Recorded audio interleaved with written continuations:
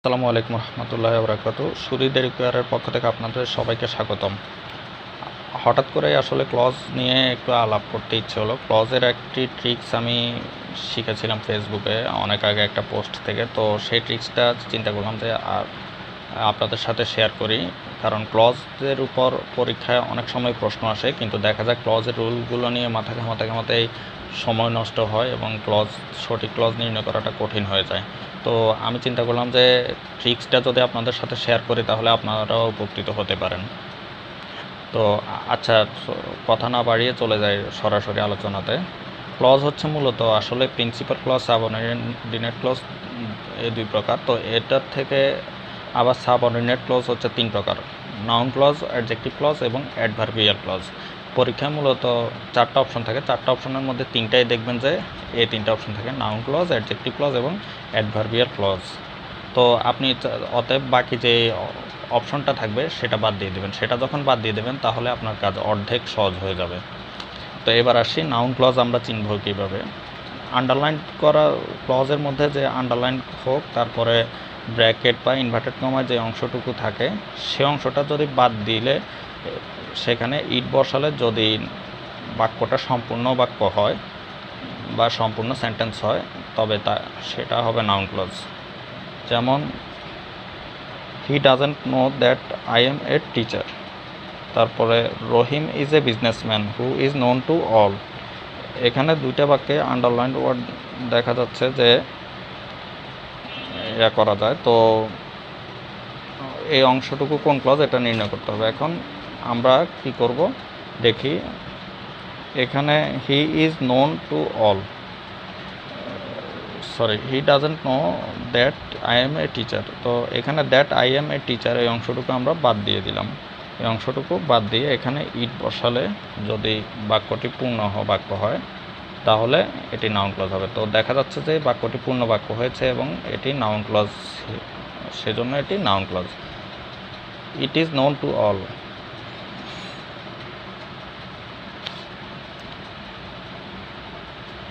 it is known to all এটাও পূর্ণ বাক্য হয়, অর্থাৎ রহিম ইজ এ বিজনেসম্যান হু এই অংশটি কেটে দিলে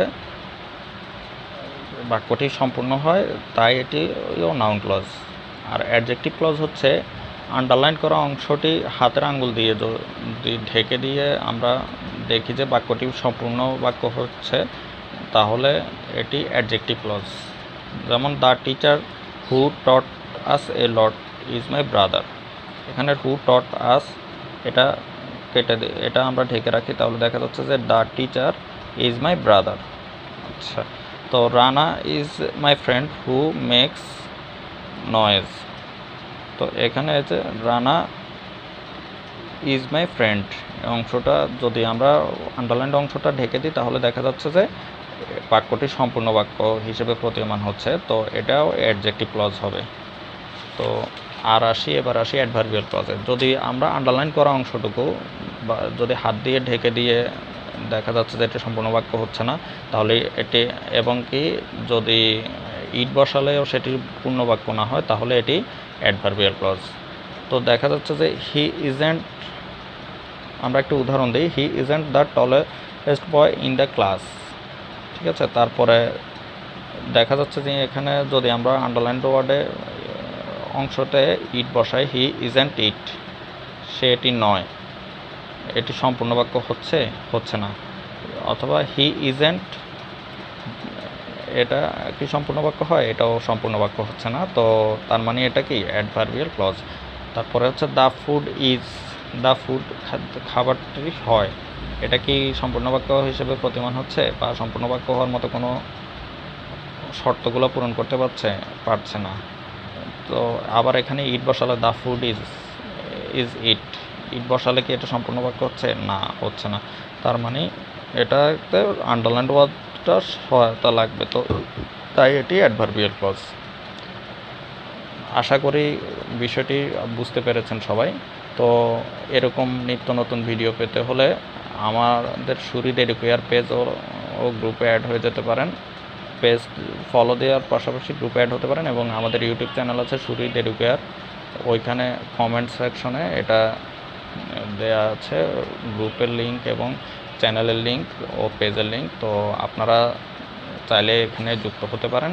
এখানে বিভিন্ন কোর্স চলমান আছে,